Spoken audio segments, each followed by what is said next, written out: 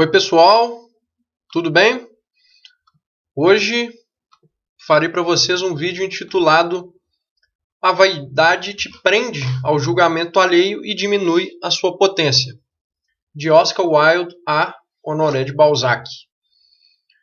Então, nosso assunto principal hoje é a vaidade, que é um tema que eu vou, na verdade, trabalhar também em outros vídeos aí, mas que faço aqui, então, já uma introdução, embora já tenha trabalhado pelo menos um vídeo sobre isso, anterior, se eu não me engano, sobre La Rochefoucauld. Ou Valvenardes. Mas depois confiram aí no canal, acredito que já tenha abordado pelo menos superficialmente este tema. Então hoje quero começar por esses dois pensadores, tá? Duas frases apenas para exemplificar duas perspectivas que temos aí sobre a questão da vaidade, e depois eu vou adentrar com essa minha outra perspectiva. Então vou usar estes dois pensadores como uma introdução ao tema. Ou seja, o primeiro deles é o Balzac, que diz o seguinte: deve-se deixar a vaidade aos que não têm outra coisa para exibir. Então, como a gente vê, é uma perspectiva mais negativa ou negativista da questão da vaidade, que é uma, na verdade, perspectiva corriqueira, certo? Claro que não estou dizendo aqui que a frase dele em si é corriqueira, mas que a gente tem uma perspectiva negativa corriqueira também da vaidade, certo? Que é expressa em parte por essa frase dele, que não está errada, digamos assim, né, mas que não expõe a vaidade em sua completude. A outra frase é a do Oscar Wilde, que separei aqui para vocês também, embora esteja menor aqui, que é o seguinte: a vaidade é uma das principais virtudes e, no entanto, poucas pessoas admitem que a procuram e a tomam como objetivo. É na vaidade que muitos homens ou mulheres encontraram a salvação, mas, apesar disso, a maioria das pessoas arrasta-se a quatro patas em demanda da modéstia. Então, na verdade, aqui ele inverte, né, essa questão do negativismo relativo à vaidade, e então diz que, na verdade, o negativo seria a modéstia e não a vaidade em si. Certo? E a toma como uma das principais virtudes. Ou seja, é interessante essas duas perspectivas porque elas se contrastam. Certo? Elas contrastam-se entre si. Ou seja, a vaidade no sentido de que seria sempre algo negativo, e a do Oscar Wilde, que seria uma virtude, certo? Justamente porque muitas pessoas a tomaram como objetivo, ou seja, a vaidade como um próprio objetivo, né? E segundo ele, encontraram uma certa salvação nela. Claro que aqui ele usa quase que um superlativo aí, né? Salvação, no caso da vaidade, mas o que ele quer dizer é basicamente que talvez as pessoas ganharam um objetivo, né, na vida, aliando-se a uma questão relativa à vaidade, e que, portanto, a modéstia que seria negativa. Então, as duas perspectivas, acredito que elas abarcam os dois extremos relativos à vaidade, tá? Por pensadores. É claro que outros pensadores vão dizer coisas distintas, mas que, digamos assim, vão estar aí neste meio, não necessariamente nos extremos, mas que vão preencher o núcleo. Mas acredito que com esses dois a gente consegue pelo menos ilustrar duas perspectivas opostas, certo? Acerca da vaidade. A perspectiva que eu vou trazer aqui então é, na verdade, ela tenta justificar as duas coisas simultaneamente. Tá? Ou seja, por que a vaidade em si ela é algo presente, talvez inerente quase que ao ser humano, enquanto, por outro lado, né, a sua exacerbação ou quando a gente vincula ela a outras coisas ou determinadas coisas, né, ela pode deixar de ser essa coisa meramente inerente ao ser humano, digamos assim, e pode adentrar a coisa negativa, sim. Então, acredito que há um equilíbrio entre essas coisas que a gente vai ter que perceber um pouco para compreender a vaidade de um modo mais profundo. E aqui a gente tem que, em primeiro lugar, separar a vaidade do orgulho, que é uma coisa que às vezes as pessoas confundem, certo? Por quê? Porque o orgulho ele está muito mais voltado ao ego mesmo, né? A formação do próprio ego. Então, por exemplo, uma pessoa orgulhosa pode não ser uma pessoa vaidosa, porque o vaidoso é aquele que faz para os outros. O orgulhoso ele pode viver, por exemplo, apenas para si mesmo e continuar com seu orgulho, digamos assim. Certo? Então, por exemplo, vamos supor, eu ganhei um determinado campeonato, né? Então eu tenho orgulho de ter ganhado aquilo, certo? Mas não necessariamente eu preciso expressar para todo mundo que eu ganhei aquilo ali. Ou seja, nesse caso eu estaria atuando no nível da vaidade. Então, quando eu expresso aquele orgulho, eu estou no nível da vaidade. Mas se eu guardo aquele orgulho, eu estou apenas, né, no nível do próprio orgulho. Então, o orgulho ele difere da vaidade, embora a gente nem sempre faça essas distinções, mas que são importantes justamente para a gente compreender melhor essas questões, né, dos caracteres humanos, psicológicos e daí em diante, tá? Então, ou seja, dado isso, né, percebendo então que a vaidade é algo para os outros, por que ela tem este lado de virtude que diz o Oscar Wilde? Porque se a gente pensa que muitas das coisas é feita para os outros, né, ou seja, por causa do julgamento alheio, inclusive coisas boas são feitas nesse sentido, certo? Então a vaidade ela se torna como uma parte, quase como uma virtude, como diz o Oscar Wilde. Certo? Porém, o que acontece é que também a vaidade ela pode escravizar as pessoas ao justamente vinculá-las completamente ao julgamento alheio. E que não necessariamente o julgamento alheio vai ser necessariamente algo bom. Certo? Porque, então, se a gente vincula-se ao julgamento alheio, a gente está pressupondo, aí no caso do Oscar Wilde, como uma virtude, caso o julgamento também tenha um valor alto. Ou não simplesmente tem um valor alto, mas tem um benefício para si mesmo. Mas, e quando as pessoas julgam de um modo que pode ser deletério para essa própria pessoa que interpreta esse julgamento como algo a ser valorado? Ou seja, quando eu quero, traduzindo em palavras um pouco mais fáceis, quando eu então quero me vincular ao julgamento alheio, portanto estou sendo vaidoso, mas esse julgamento está me fazendo mal.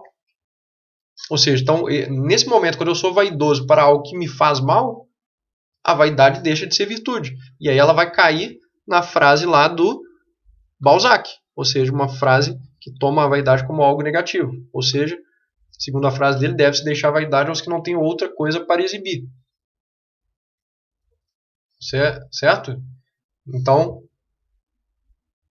ou seja, como a vaidade é algo que gera uma dependência com algo exterior, diferentemente do orgulho, que seria mais vinculado a um eu interior, né?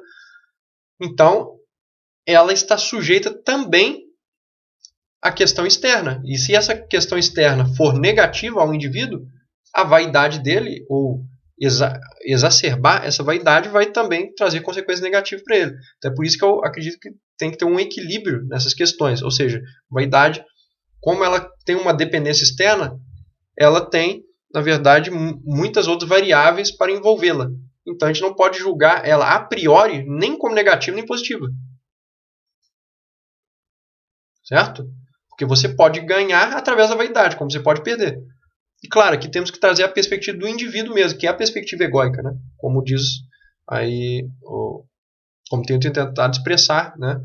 Através de vídeos aí, também de escritos, pouco a pouco, parte do que compreendo por esta filosofia que tenho construído como egóica.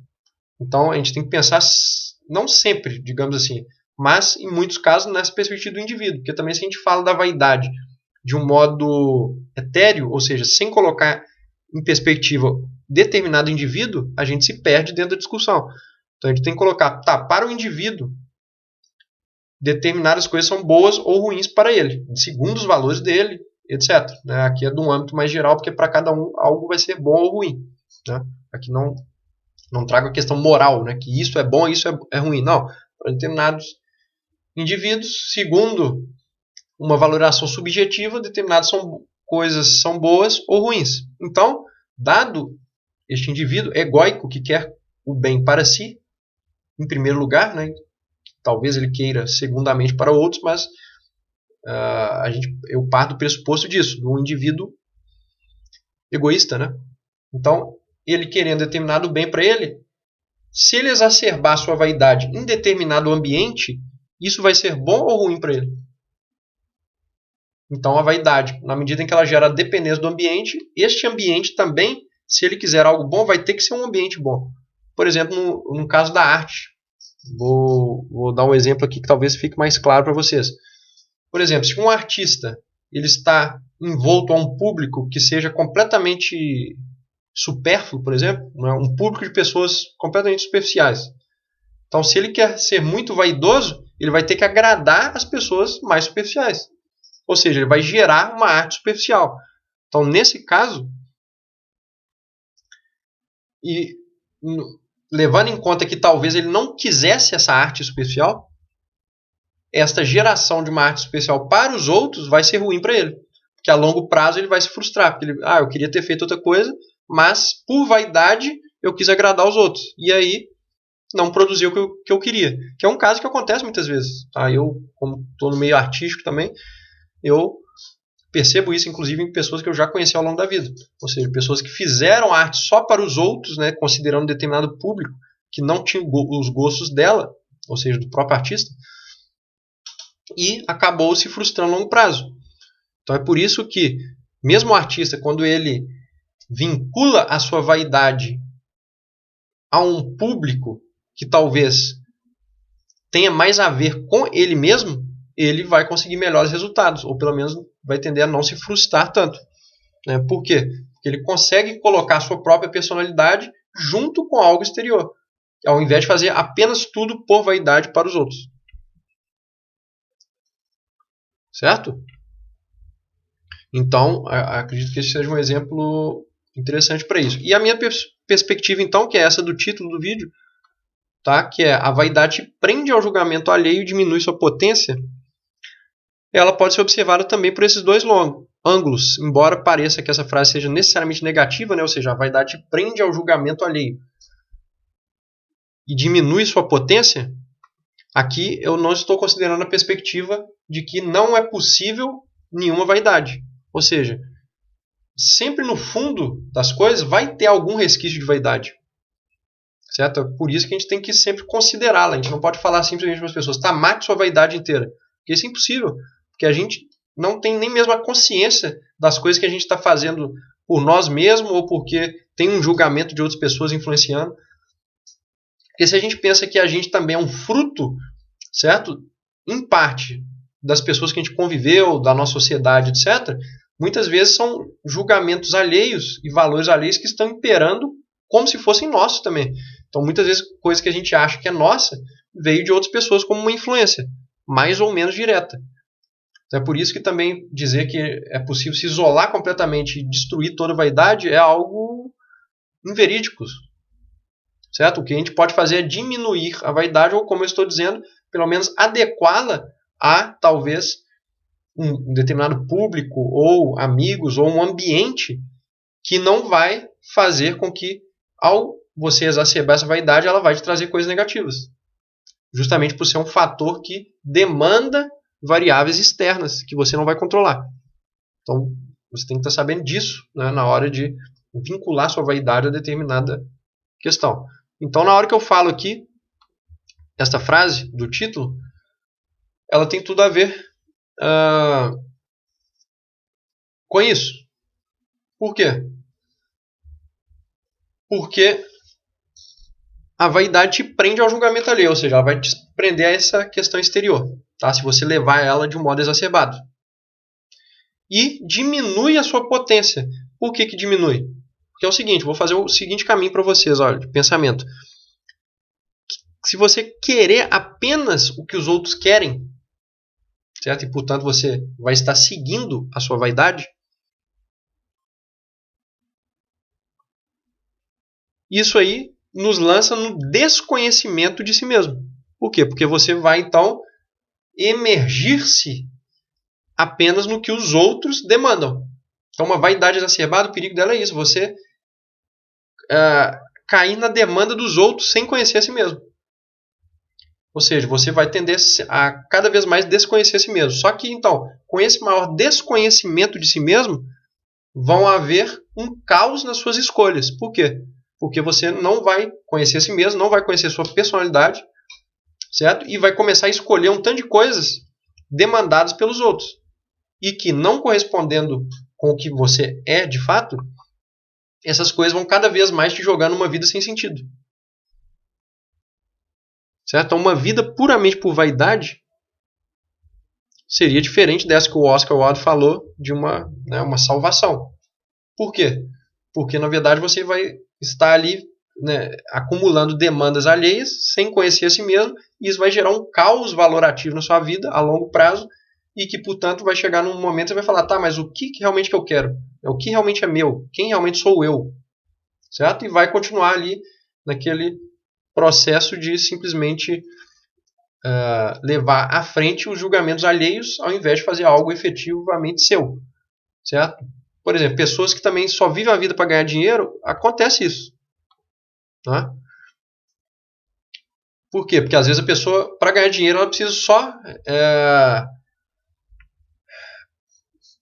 levar em conta as demandas dos outros. Certo? E com isso não estou falando que ganhar dinheiro é ruim, tá, pessoal? Acho que tem a sua função. Mas uma coisa é isso e outra coisa é, por vaidade, você apenas querer uma vida de ostentação. Né? Algo bem diferente. Então, essa vida de ostentação e de sempre só ganhar mais dinheiro, etc., sem um fundamento na personalidade, certo? Que uma coisa é a pessoa ter ali uma personalidade forte, ter bem o que ela quer, ter finalidades estabelecidas e o dinheiro ser um meio para estas finalidades. Aí sim o dinheiro vai servir. Certo? Outra coisa é simplesmente o dinheiro pelo dinheiro. Por quê? Porque a sociedade manda esse status através do dinheiro. Só que, no fundo, essa própria pessoa, por não conhecer a si mesma, ela nem sabe para que ela está ganhando dinheiro. Então ela vira aquele acumulador compulsivo, muitas vezes, inclusive, um trabalhador compulsivo, que nem sabe para que está fazendo aquilo ali. Aí, às vezes, chega no final da vida, né, mais velho e está com tanto de doença, está com o corpo com coisas ruins, etc, etc. E, às vezes, nem aproveita o próprio dinheiro. Né? Mas justamente por quê? Porque por vaidade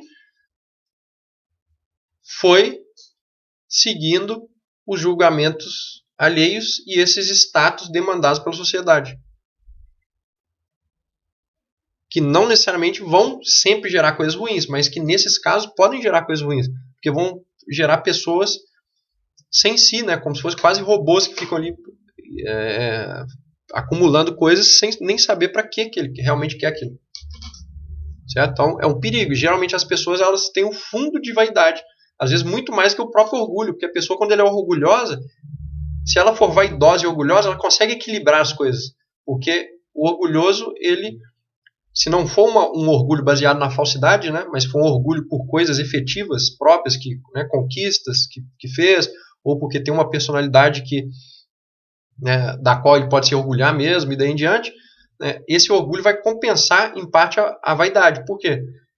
Porque você gera como que um escudo contra o julgamento alheio a partir do orgulho. Então, é preciso, diferente do que, por exemplo, falam religiões daí em diante, ou outras filosofias, né, de que o orgulho não deve ser mantido. Eu, na minha filosofia egóica, eu tento fazer o contrário. Não, o orgulho ele fortalece o seu ego. O seu ego tem que ser fortalecido, sim. Você não tem que abandonar seu ego. Primeiro que é impossível. E segundo, se você abandonar seu ego, você vai simplesmente destruir o seu orgulho. Se você destruir o seu orgulho, você vai tender a virar um refém da vaidade. Então, quem equilibra a vaidade é o orgulho. Então, você não pode destruir o orgulho. Entende? Você tem que ter um sadio orgulho. Também não é o orgulho, né, por coisas que tu não é, coisas que você não é. Ou, né, um orgulho falso, porque também isso vai te colocar num mundo ilusório. Mas um orgulho pautado na realidade, ele é sadio, porque ele justamente vai equilibrar a vaidade, ou seja, ele vai fazer com que você chegue num limite ali onde você fala, não, eu não vou fazer isso pelos outros, eu não vou fazer isso por status, por dinheiro, não. Eu sei de mim, eu sei da minha personalidade, eu sei que eu sou capaz o suficiente, então não preciso de levar em conta o julgamento alheio. Justamente porque eu estou suficientemente orgulhoso que eu sou. Certo? Então, isso aí vai ser um molde, né, para um equilíbrio. Tá? Ou seja, essa questão de você fortalecer o orgulho de um lado, justamente para que a vaidade não tome conta do resto. Isso é muito importante. E aí, completando então o raciocínio, se você só agir por vaidade, querendo que os outros querem que você seja daí em diante, certo? Vai te levar ao desconhecimento de si, que por sua vez vai gerar um caos valorativo e, portanto, nas suas escolhas a longo prazo, certo? Porque sem conhecer a si mesmo você não vai fazer escolhas efetivas, e com isso, o que acontece a longo prazo? Você diminui a sua potência. Potência em qual sentido? Do seu poder sobre si mesmo e sobre as coisas. Por quê? Porque você vivendo num caos valorativo, num desconhecimento de si e daí em diante, tudo isso vai fazer com que você não exerça o que lhe é próprio. Portanto, não exerça o que você tem a potência suficiente para fazer. Certo? Então, por hoje é isso, pessoal. Não vou me estender muito. O vídeo já tem 20 minutos. Tentei aí expressar-me, né, sobre esses temas vinculados à vaidade, orgulho e daí em diante. Vincular esses pensadores a isso, um pouco pelo menos. E peço aí então para vocês deixarem nos comentários, quem tiver alguma dúvida, quem quiser propor algo ou criticar algum ponto específico, estarei aberto aí para respostas e inclusive fazer vídeos aí futuros sobre esse tema novamente, caso vocês tenham gostado. Acredito que tem tudo a ver com coisas que já viemos tratando aí no canal, né? Desde as questões de psicologia, até as questões de desenvolvimento pessoal, até as questões voltadas à filosofia, mais propriamente, certo? Já que muitos filósofos vão abordar aí essa questão da vaidade. Um deles que eu não citei, que é o La Rochefoucauld, que é um francês, um aforista, que tem vários escritos, ou pelo menos vários fragmentos, né, frases, aforismos, sobre a questão da vaidade, que são bem importantes, assim. Então leiam o livro dele chamado Máximas e Reflexões, que vai tratar desses temas de um modo bem sintético e bem incisivo, digamos assim. Então recomendo bastante para quem gosta desta área da filosofia moral, que é bem interessante, certo? Então por hoje é isso, pessoal. Grande abraço a todos, até a próxima. Tchau, tchau.